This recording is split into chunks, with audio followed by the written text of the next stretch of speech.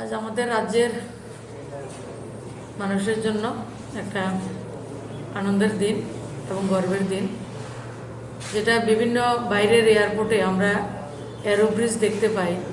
সেই এরোব্রিজের উদ্ঘাটন আজকে আমাদের এই এয়ারপোর্টে হয়েছে। অনেকের মনে প্রশ্ন থাকতে পারে, এয়ারপোর্টের উদ্ঘাটন এরোব্রিজ আলাদা আলাদা করে কেন হচ্ছে? সেটা সেন্ট্রাল এভিয়েশন মিনিস্ট্রি থেকে ডেট দেওয়া হয়েছে 22 তারিখের মধ্যে বিভিন্ন এয়ারপোর্টের যে ছোটোখাটো কিছু উদ্ঘাটন করার জন্য তাদেরকে স্বাধীনতা দিবসের অমৃত মহোৎসব উপলক্ষে সেই শিডিউল ওনাদেরকে দেওয়া হয়েছে। তাই শিডিউল অনুযায়ী আজকে 22 তারিখে সেই এরোব্রিজের উদ্ঘাটন আমরা করেছি। এরোব্রিজে হচ্ছে 4টা এরোব্রিজ রয়েছে। আগে পুরনো ছোট যে এয়ারপোর্টটা আমাদের রয়েছে সেটার মধ্যে আমরা 4টা এয়ারক্রাফট বড় থাকতে পারতো একসাথে। আজকে 6টা বড়, যেটা কলকাতা দিল্লি এয়ারপোর্টে বড় এয়ার বাস বোয়িং যেটা 321 এমন অনেক বড় এয়ারক্রাফট থাকতে পারে, এমনভাবে 6টা এয়ারক্রাফট আগরতলা এয়ারপোর্টে আগামী দিন থেকে আমরা পাবো। তার বাইরে ছোট এয়ারক্রাফটও এই জায়গাতে থাকবে। যে 4টা এরোব্রিজ করা হয়েছে তার জন্য 48 কোটি টাকা খরচা হয়েছে ওনারা বলেছেন। তার বাইরে আগামী 30 তারিখে পর্যন্ত আমরা নতুন এয়ারপোর্টটাকে, যেটা লেটেস্ট টেকনোলজি রয়েছে সেই টেকনোলজির মাধ্যমে সেটাকে তৈরি করা হচ্ছে, যেটা নর্থ ইস্টের মধ্যে নয়, ভারতবর্ষের মধ্যে সবচেয়ে লেটেস্ট টেকনোলজির এয়ারপোর্ট। সেটা হচ্ছে আমাদের শুধুমাত্র ফিনিশিং টাচ, যেটা আপনারা দেখেছেন আজকে বাকি রয়েছে। তো 30শে জুনের মধ্যে এটা আমাদের কমপ্লিট হবে।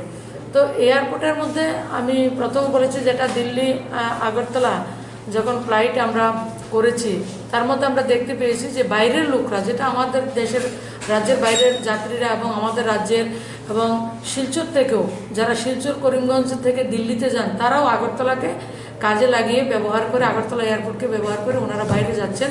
তো যত বেশি যাত্রীর আবাগমন হবে আমাদের রাজ্যের, তত বেশি রোজগার বৃদ্ধি পাবে। আমরা জানি বাইরে থেকে যখন একজন লোক আসে তখন 27 জন লোকের রোজগার নিয়ে আসে। তো আগামী দিন যখন ইন্টারন্যাশনাল এয়ারপোর্ট উদ্ঘাটন হবে, এয়ারক্রাফট আরও বেশি করে আসবে, তখন যাত্রীরা আরও বেশি আসবে এবং নর্থ ইস্টের বিভিন্ন জায়গার, যেটা মিজোরামের যাত্রীরা আমাদের রাজ্যে দিয়ে আসবেন, আসামে যেটা কাছাড় ডিস্ট্রিক্ট তারা আসেন, আগামী দিন আরও বেশি করে আমাদের এয়ারপোর্টটাকে ব্যবহার করবেন, বাংলাদেশের মানুষ ব্যবহার করবেন। আমাদের রাজ্যে নতুন নতুন শিল্প বাণিজ্য করার জন্য বাইরে থেকেও লোকরা আসবে, তো আমাদের রোজগার হবে। এবং আমাদের রাজ্য যেটা ল্যান্ড লক ছিল এবং শুধু আমরা দিল্লি কলকাতা যখন যেতাম, যাওয়ার আগে আমরা অপেক্ষা করতে হতো কখন তার কনফার্মেশন আসবে টিকিটের, তার জন্য অপেক্ষা করতে হয় না। এবং আগামী দিন যখন তখন আমাদের ছেলেমেয়েরা এডুকেশন হোক, আপনার হেলথ ইস্যু হোক এবং বিজনেস ইস্যু হোক, সব বিষয়ে আমাদের রাজ্য একটা প্রেফারেন্স পাবে। এবং নর্থ ইস্টের মধ্যে সুন্দর, মানে ইন্টারন্যাশনাল এয়ারপোর্ট হিসাবে আমি গুয়াহাটির পরে বলবো না, গুয়াহাটির থেকে অনেক বেশি উন্নত এয়ারপোর্ট আমাদেরটা হতে যাচ্ছে।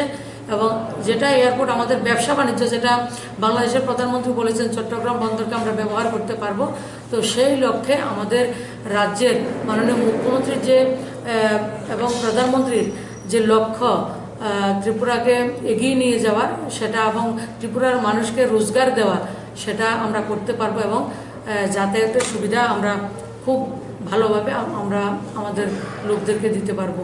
তো আমি আজকের এই শুভ মুহূর্তে এয়ারপোর্ট অথরিটি এবং যারা কনস্ট্রাকশন করছেন প্রত্যেককে আমি ধন্যবাদ জানাই। আপনারা যে কমিটমেন্ট রেখেছিলেন 30 জুনের মধ্যে সমস্ত কাজগুলি করে দেবেন, তার একটা শুরুয়াত আজকে আপনারা করে দিয়েছেন। তার জন্য আপনাদেরকে পুরো টিমকে অনেক অনেক ধন্যবাদ।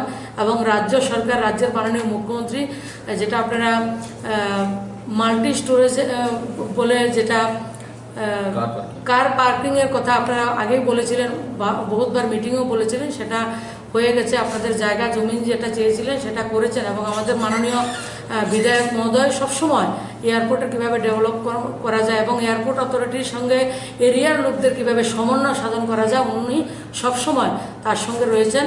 তো আজকের এই বিশেষ মুহূর্তে রাজ্য এবং সবাইকে অনেক অনেক ধন্যবাদ জানাচ্ছি। মাননীয় মুখ্যমন্ত্রীকেও আমরা, উনি জমি দিয়েছেন রাজ্যের ডেভেলপমেন্টের জন্য, ওনার যাওয়া প্রয়োজন, তারপরও কোনো ডিলে না করে যখনই যায় ওনার কাছে উনি সব কিছু, সব বিষয়ে শুধু এয়ারপোর্ট অথরিটি নয়, প্রত্যেকটা বিষয়ে যখনই কোনো সঠিক পরিকল্পনা নিয়ে আমাদের মাননীয় মুখ্যমন্ত্রীর কাছে আপনারা যাবেন, তখন উনি সেটাকে অন টাইম, একবার অন দ্য স্পট উনি সেই কাজটা করে দেন।